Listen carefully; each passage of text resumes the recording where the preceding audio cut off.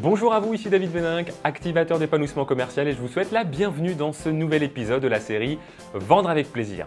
Alors hier, on a vu le premier secret de la vente de services qui est que ce ne sont pas des sociétés qui achètent à d'autres sociétés quand on fait de la vente de services en B2B, mais que ce sont bien des individus qui achètent des relations réussies avec d'autres individus.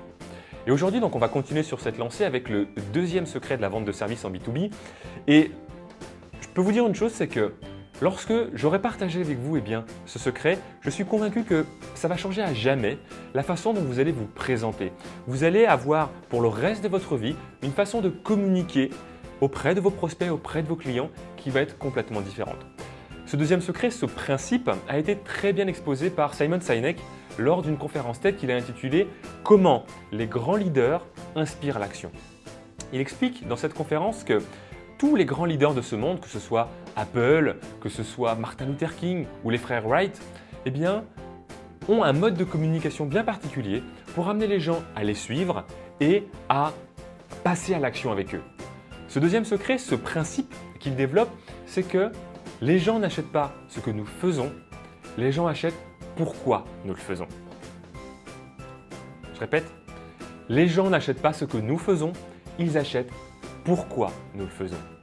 Quand j'étais ingénieur d'affaires chez un éditeur de logiciels français, au tout départ, je commençais finalement à présenter l'activité de l'entreprise, à exposer la date de création de l'entreprise, qui était le fondateur, le chiffre d'affaires que nous avons réalisé, le nombre de clients que nous équipions.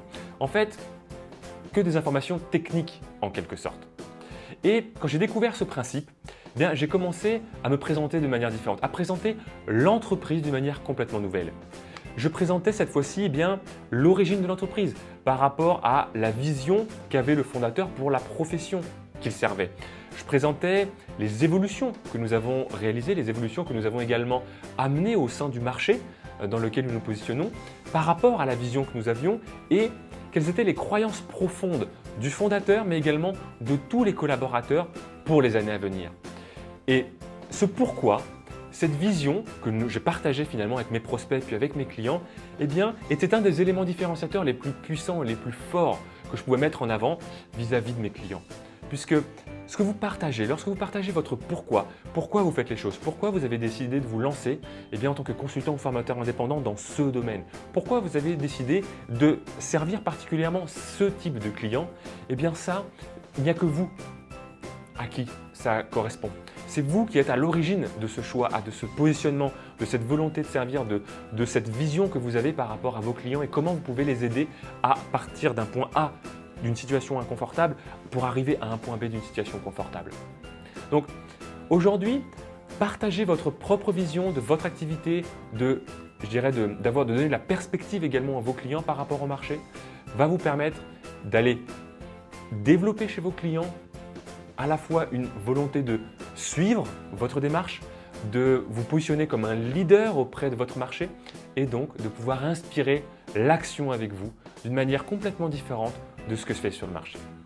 Et dans mon activité de consultant et formateur indépendant, je continue à expérimenter ça dans la façon dont je me présente lors de mes séminaires en ligne, de mes séminaires en présentiel, de mes formations que je réalise également à distance. Et je ressens finalement l'impact que cette présentation sur le pourquoi a auprès de mes clients.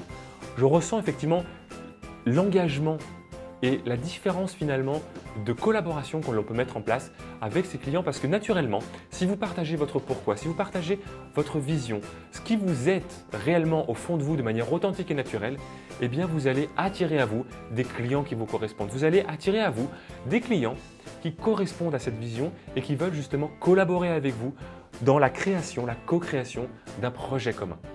Donc, réfléchissez à votre pourquoi.